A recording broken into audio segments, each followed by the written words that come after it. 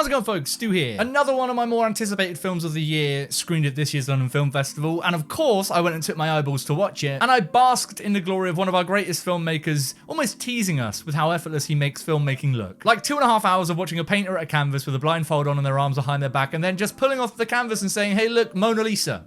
You know, you like that one? Mona Lisa, I just painted it. I am of course talking about Park Chan-Wook and his latest film, Decision to Leave. More like Decision to Not Leave, because that's what you made a good film.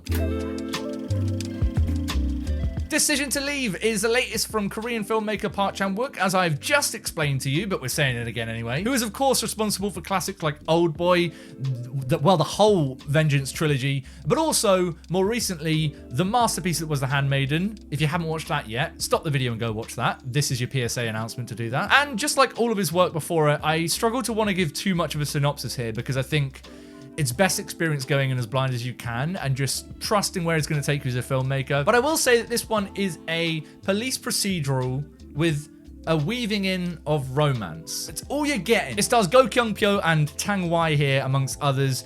And right off the bat, good gracious God, this is some of the most effortless, slick directing I've seen all year. At this point in his career, it's almost redundant for me to sit here and say Park Chan-Wook directs the shit out of his films. But what I love so much about him as a director is that even though we've come to expect certain things from him and his filmmaking as a director, he's still able to weave in things which feel fresh and surprising and just wholly unique to the other stuff we're seeing on screen for the rest of the year. And his career as a director has moved really interestingly and quite fascinatingly from these very kind of brutal, I suppose, I'm going to use the word gritty, I'm going to be that guy, revenge thrillers, into this now almost kind of tongue-in-cheek, relaxed but not relaxed vibe as a filmmaker. Because in Decision to Leave, I think we find him having his most fun on screen as a director. And that adds such an energy to this film and such a momentum that just, it's irresistible, right? It's such a fun time, this film. Korean thrillers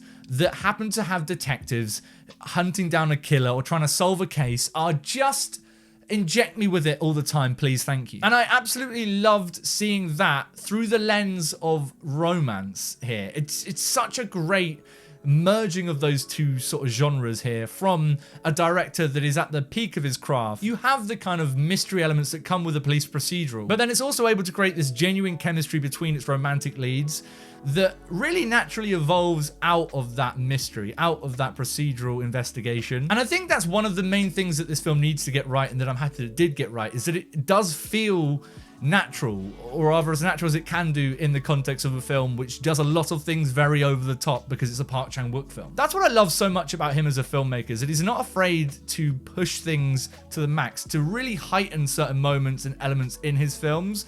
But he just has a lot of trust with us as an audience that we're able to go with it and that we're able to absorb it and get what we need to get out of it and piece things together when we need to piece things together. And unsurprisingly, that means that this film is filled with a lot of details that don't present themselves as details until they end up coming back as details later on in the film. Park Chan-Wook and his writing collaborator, Seo Kyung-jong, understand perfectly how to guide an audience's attention through his films. It's part of the reason why his amazing visual style and visual flair, the transitions in his films, the beats which just really highlight certain things in scenes, never feel self-indulgent, never feel too over the top, because they have a purpose, and he knows that we know as an audience that they're going to have a purpose even if they don't feel like it in the moment. But there is this sense of fun as a viewer of trying to piece a film like this together as you're going along with it, and I think Park Chan-Wook understands that fun and he's having fun with it as well. And from that arises a really great sense of humor throughout. It's a lot funnier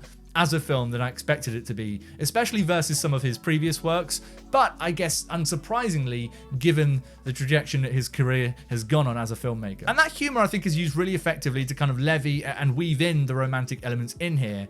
And this film is a very romantic film, and I loved seeing him flex his muscles there as a filmmaker on the romantic front. But a lot of help comes from the performances in the film, and the relationship and the chemistry between the two lead actors in the central romance here definitely does go a long way. I just quickly loved watching them together, and I quickly fell in love with their relationship, and I wanted that relationship to unfold in whatever way it wanted to on screen. Particularly great here is Tang Wei, who is just, I think I'm in love with her. I'm in love with her. She's so good in the film, in this character which allows her to play so many different sides of coins. And her performance is so engaging and captivating in that exact sense. It's this feeling of watching a character wearing many different faces throughout the film, but also brings a lot of gravity to the film's emotional beats, which allow it to sell those emotional beats better than it might have done under a worse actress, under a worse chemistry between our romantic leads here. I will say though that it's not my favorite of Park Chan-wook's films,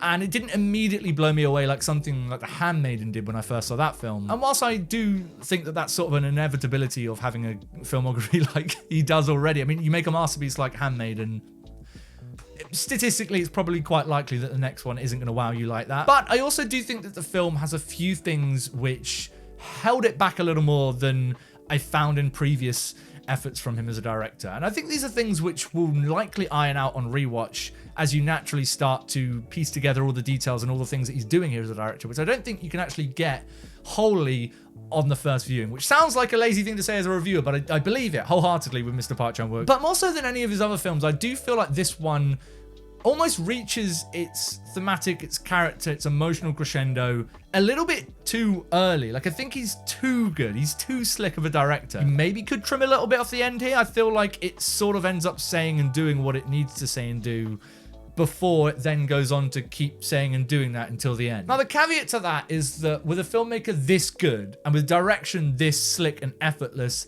and immaculate, I don't mind watching that. I mean, I'll be honest, it could have gone on for another 5 hours and I probably would have still very much enjoyed it. So just take that with a pinch of salt there. But it's kind of undeniable that that feels different, I suppose, than the rest of his films. I think there's a lot of things that viewers might be able to pull out and go, this feels different and therefore not as good. But I don't think that that connection's necessarily warranted. I don't think that necessarily means something's not as good.